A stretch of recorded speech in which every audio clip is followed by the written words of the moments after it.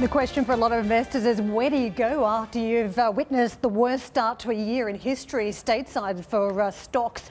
Here in Europe today, we are starting out another week, and we've come on the back of another slide late session in China. This was always going to be a big day for traders and investors as share suspension that's been in place for 6 months in the mainland was lifted today. So we saw a late day sell-off there on the mainland. So again, pointing to instability and volatility as we begin 2016.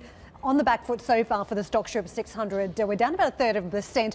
China seems to be wagging this market, and you've got trade data coming out on Wednesday that could be key. Already a lot of investors are citing key concerns around those numbers. Throw into the mix the yuan. We saw it guided higher today despite devaluation that rocked investors last week. So a lot of people can't get a grip on where the currency is going this year and what the data story is telling us. Big ticket items for people, and this is why basic resources right at the epicenter of this story, down 1.3%. Is demand going to get any better this year?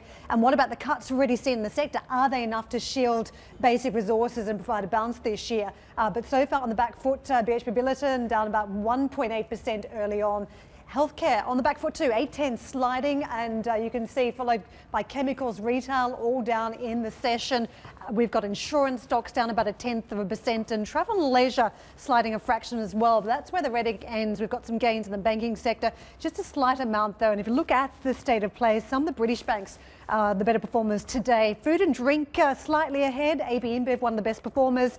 Real estate and telcos, though, the two best performing sectors out of the gates this morning. Telcos up about 1/10%, led by Vodafone, 1% on the charts early on.